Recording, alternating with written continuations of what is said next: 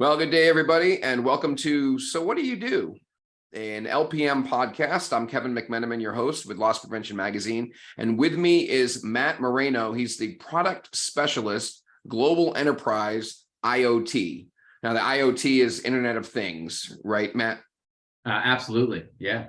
Yeah. All right, and you're going to tell us a little bit about that because this is that show where I come to you and I'm it's like being in a trade show, right? I walk up. I've never heard of Meraki. And I don't know what it is that you do, and I'm going to ask you that question. So, Matt, what do you do?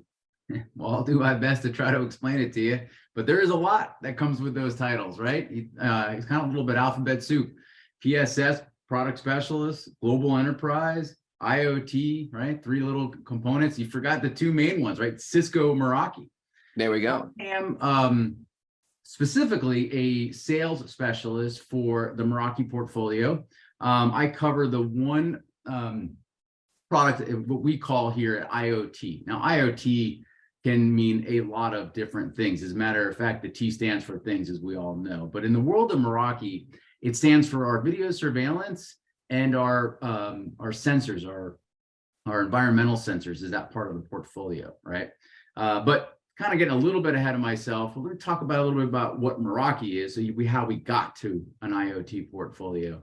So Cisco acquired Meraki back in 2012, could be off on the date a little bit, right or wrong, as their first acquisition into the cloud managed networking. Okay, Cisco had always been the term we use, on-prem networking, and they saw the market, expanding and going beyond, and they wanted to be able to offer their customers a cloud managed solution. So they made that acquisition back in 2014.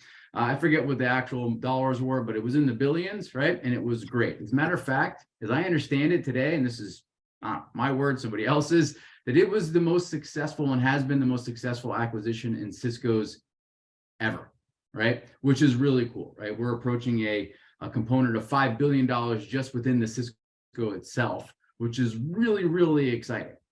However, what does that mean to me? I'm an IoT specialist, right? That's exactly what I do. Right? That was networking. Why is even Cisco in the world of IoT? Well, the reality is that cloud managed networking has always expanded to the edge or the endpoints on those networks. I mean, with APs alone, that is a cloud managed considered endpoint on a network, not just route and switch. And over the years, Meraki's always wanted to expand their capabilities on the edge, right? Instead of the core of the network, they wanted to do the edge. And video surveillance actually came out by an accident that happened in the Meraki office where there was an incident and somebody had either stolen a laptop or accidentally taken a laptop. I don't know, I wasn't even there at the time. And to get the video to be able to see what happened, it took too long. And the world of the product managers and the really smart people at Meraki that developed the product said, I think we can do this better.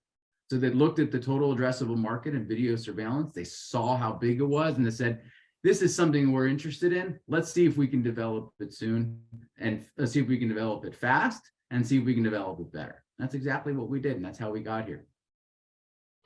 Wow, that's a pretty interesting progression, especially when you went, from sort of it was just more of a cloud-based service to then touching these things, right? These things that are on the edge. So is it just video surveillance? Is that, are you in a specialty there? Do you have other things in your in your scope, in your purview that you also connect with?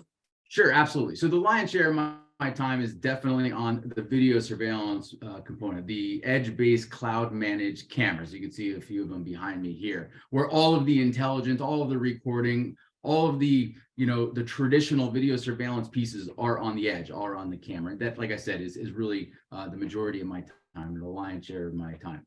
But also with those technologies, right, edge-based cloud managed, we have some really interesting, and I really call them cool, components of technology embedded into those cameras, right? Not only do they have that, that quote unquote VMS, right? The actual recording mechanism in the software that runs that recording on the camera, but we also have them on Wi-Fi. Well, we're a Wi-Fi company, of course, APs, but also our cameras have Bluetooth, and that Bluetooth is the secondary component of our IoT because we can use our cameras, and we all know that every vertical and every customer in the planet uses cameras in some capacity, right? Most likely for physical security, but maybe something else, meaning they have cameras everywhere.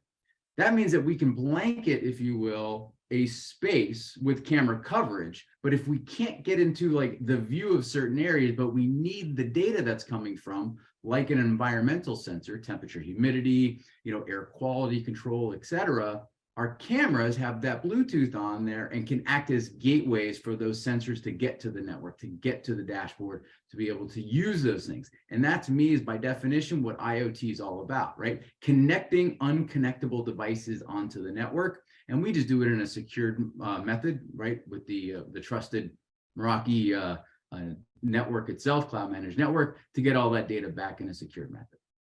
Okay, now is that sort of your, I've never heard of that being able to be done like that before. So is that kind of your secret sauce as far as using the video and the Bluetooth capabilities and things like that? Sorry, you haven't heard of that before, but we certainly have. But no, it's obviously, yes. And it sounds like you do it really well. Well, we do it really well, obviously, but no, using maybe cameras as the gateway for sensor data into the network. That could be a proprietary component, but just sensor data alone as for an IoT, no, that's a general that available for right. Absolutely. Yeah. I'm thinking more from what you're doing with the way you described it with the cameras was that was something that definitely raised an eyebrow, because I thought, wow, that's an interesting concept. It is. And I will say this, I don't know if we were the first, but we're certainly the largest at scale that can do that, right? For our customers. I mean, not to tout, a little bit of, humble brag, but, at Meraki, we have just Meraki itself, not even the Cisco world, over 4 million networks, meaning network customers, right? Independent networks on their systems, and over 10 million devices attached to those particular networks. That's pretty big, right? That's very much, tried and true, the biggest on the planet when it comes to all of that stuff. And then, of course, you're attaching cameras to that, and those are managed in that, that $10 million device count. And then, of course, all the sensors that are there too. So is the architecture, net new to Meraki? I don't think so. But is it the largest at Meraki? Definitely, right? For that, in that respects. Now, are you providing all of the network solution and the hardware solutions with the different sensors and cameras and things like that, all as part of your package? Absolutely. I mean, the way I say it is this: all of our cloud managed cameras and sensors require each other. The cameras and the sensors, one or the other. We also use them with our wireless APs and even some of the Cisco Catalyst APs. Not that we have to go down that route. However, with that said, all of our cameras and sensors can run on other networks. They do not require a Meraki network to do that, but we do offer what we call the full stack: route, switch, APs, cameras, sensors, and dashboard to be able to run it. As I always say to some customers, right, in the sense is like, you don't need a Meraki network to run it, but it just runs a little bit better.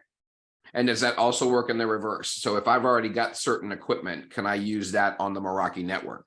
Oh, absolutely. You can definitely use any ancillary component on the Meraki network. It manages like a network like anywhere else. With that stated, we do have some security components inside of the video surveillance, like our cloud managed cameras, that we only allow cloud managed Meraki managed cameras to work on the Meraki system. That is 100% due to the security measures that we put in place. I mean, having 4 million customer networks in Meraki, meaning we have a zero trust policy. We cannot allow, nor do we even trust, any third-party camera manufacturer to be managed inside of Meraki, period. Can they work on a Meraki network? Absolutely. Will they be managed in the Meraki dashboard? Never. Well, and that makes a lot of sense, obviously, from a security standpoint. So For sure. Now, so when it comes to this world of network, cloud, IoT, and so forth, what is it that makes Meraki stand above everyone else? When I say, so what do you do, Matt? I'm saying, so what do you do? And I'm going to also ask you, how do you do it better? Great. That's my favorite question to ask, because I have been in the physical security industry for quite some time. And physical security means a lot, obviously. But in the context of video surveillance, let's talk about that. This is a 40-plus-year-old industry, right? Since the advent of cameras in banks using film, through the progression of VCRs, DVRs, NVRs, and now edge-based cloud-managed video surveillance cameras. It's an old industry.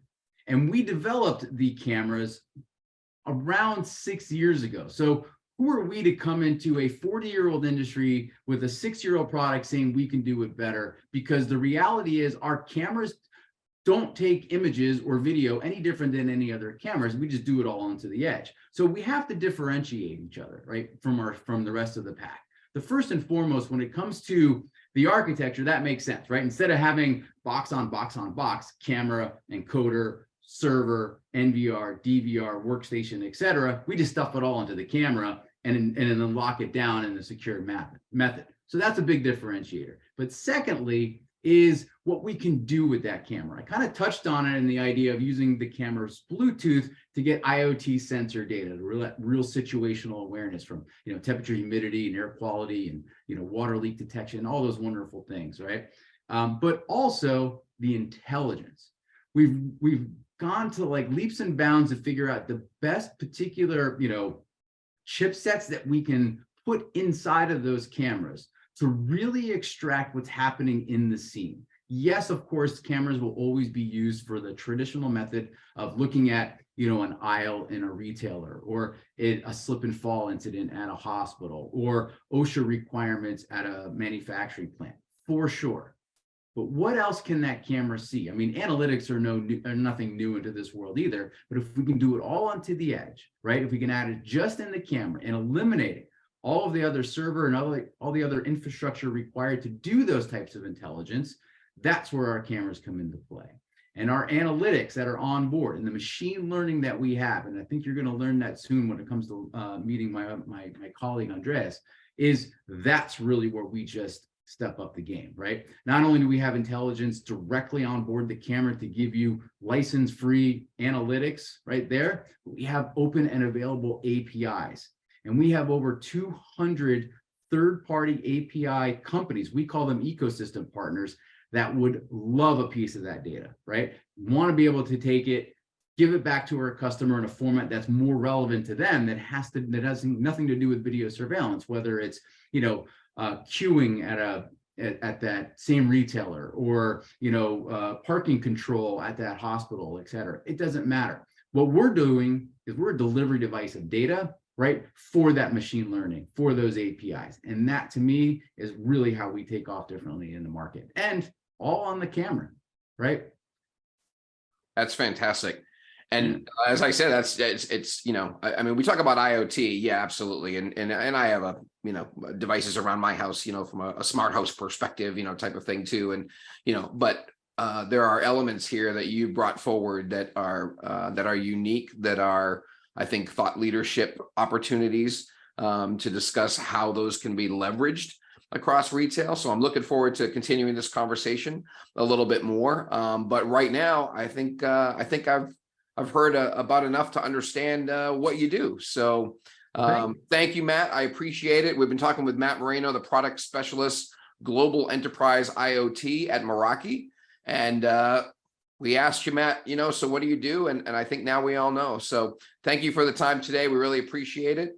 And I look forward to continuing this conversation a little bit more and diving a little deeper into the, the fun techie geeky stuff that we're going to get into when we talk in our next episode. So thanks again, Matt. Appreciate it. Yep. It's been a pleasure, Kevin. And yeah, the techie geeky stuff, that's the sauce, man. It's fun.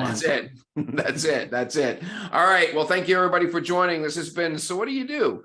With Kevin McMenamin from Loss Prevention Magazine and LPM Podcast. We'll see you soon. Take care and stay safe, everybody.